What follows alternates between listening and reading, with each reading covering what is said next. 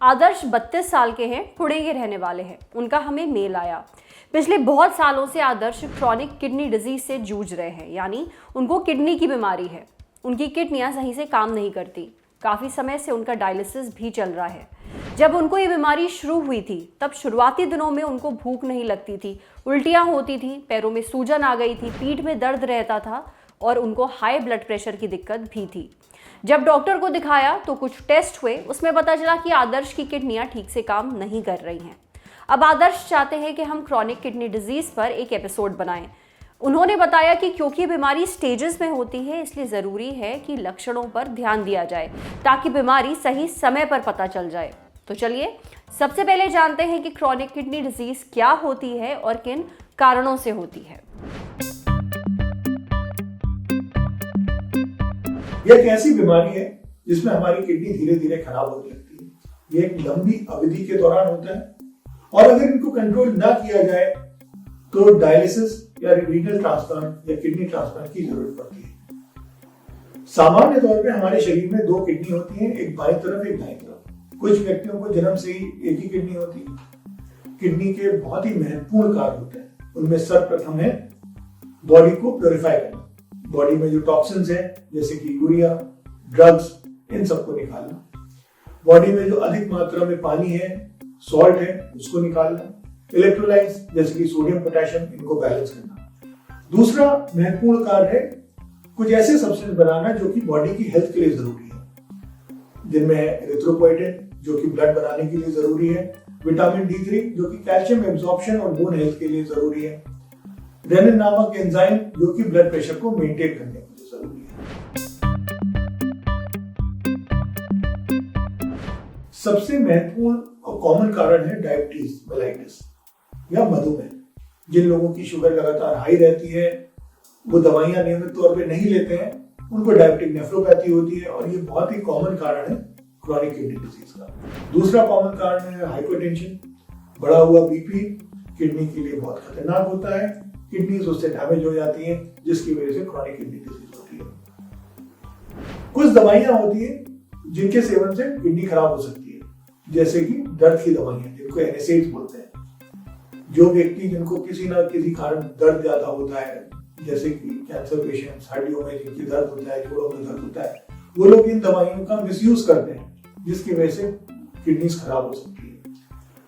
इसके अलावा बहुत सारे कारण होते हैं क्रॉनिक किडनी डिजीज का, जैसे कि polycystic kidney disease, immune diseases, बच्चों में जन्मजात प्रॉब्लम्स, ये सारी क्रॉनिक किडनी डिजीज के कारण है। स्टोन डिजीज एक इंपॉर्टेंट कारण होता है। जो लोग स्टोन के शिकार होते हैं और वो उनका नियमित प्रॉपर इलाज नहीं करते, उनके स्टोन्स बढ़ के उनकी किडनीज को डैमेज कर सकते हैं। स्टोन उनकी किडनी के पाइप में अटक सकते हैं और यूरिन निकलने में रुकावट कर सकते हैं, जिसकी वजह से किडनी उनकी सूज सकती है और जिसको हाइड्रोनेफ्रोसिस कहते हैं और बैक प्रेशर के कारण किडनीज खराब हो जाती है।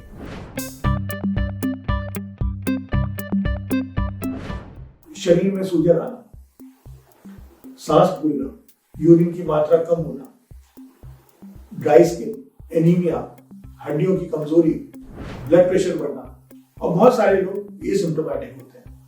इन सभी केसेस में हमको डायग्नोसिस के लिए कुछ ब्लड टेस्ट करने होते हैं, जैसे कि urea, creatinine, haemoglobin, calcium, urine test protein loss को देखने के लिए, अल्ट्रासाउंड किडनी की स्टेटस को देखने के लिए और कभी कभार किडनी की बायोप्सी करनी पड़ती है डायग्नोसिस के लिए। क्रॉनिक किडनी डिजीज के पीछे क्या कारण है, किन लक्षणों पर आपको ध्यान देना चाहिए, ये आपने जान लिया। अब आते हैं एक और जरूरी मुद्दे पर। वो कौन सी गलतियां हैं जो आपको अवॉइड करनी चाहिए ताकि आप खुद को इस बीमारी से बचा सकें। साथ ही जानते हैं इसका इलाज क्या है। सर्वप्रथम है डायबिटीज और हाइपरटेंशन को नजरअंदाज बिल्कुल ना करें, प्रॉपर ट्रीटमेंट कराएं। ये सबसे कॉमन बीमारियां हैं क्रॉनिक किडनी डिजीज की। अगर स्टोन्स की बीमारी है या कोई किडनी के रास्ते में रुकावट है तो उसका ऑपरेशन कराएं। किसी अनप्रोफेशनल, अनक्वालिफाइड लोगों के चक्कर में ना पड़े। प्रिवेंशन और कंट्रोल बहुत महत्वपूर्ण है।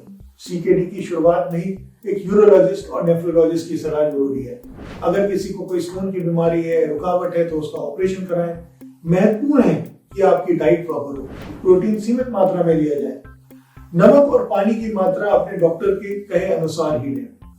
इसके अलावा आपके डॉक्टर आपको कैल्शियम के सप्लीमेंट्स देते हैं, आयरन और इरिथ्रोपोइटिन के सप्लीमेंट देते हैं। ट्रीटमेंट का मकसद है किडनी के बचे हुए फंक्शन को बचाना, एनीमिया का उपचार करना, बोन हेल्थ के लिए कैल्शियम वगैरह देना, ब्लड प्रेशर को कंट्रोल करना।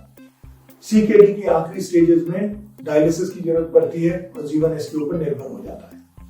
किडनी ट्रांसप्लांट आजकल बहुत ही सक्सेसफुल ऑपरेशन है और ये ट्रेन यूरोलॉजिस्ट द्वारा किया जाता है।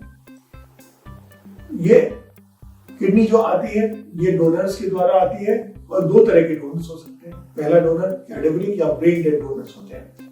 ये वो व्यक्ति होते हैं जो किसी आकस्मिक कारणवश, एक्सीडेंट के कारणवश ब्रेन डेड हो जाते हैं और इनके परिवार के लोग इनके अंग डोनेट करने को राजी हो जाते हैं। दूसरे डोनर्स वो होते हैं जो घर का ही कोई सदस्य हो जो कि स्व इच्छा से अपनी किडनी डोनेट करने को राजी हो और डोनेशन के बाद ऐसे लोगों का जीवन बिल्कुल सामान्य रहता है, उनको कोई भी दवाइयों की जरूरत नहीं पड़ती है। यहाँ पे एक मैं विशेष बात बताना चाहूंगा कि पहले हम लोग केवल उन्हीं लोगों की किडनी डोनेशन के लिए ले पाते थे जिनका ब्लड ग्रुप सेम हो। आजकल विशेष टेक्नोलॉजी आ गई जिसको हम प्लाज्मा फेरेसिस कहते हैं, जिसके जरिए हम जो व्यक्ति जिनका ब्लड ग्रुप अलग है पेशेंट से, वह लोग भी किडनी डोनेट कर सकते हैं। चलिए, उम्मीद है डॉक्टर साहब ने जो बातें बताई हैं वो आपके काम जरूर आएंगी।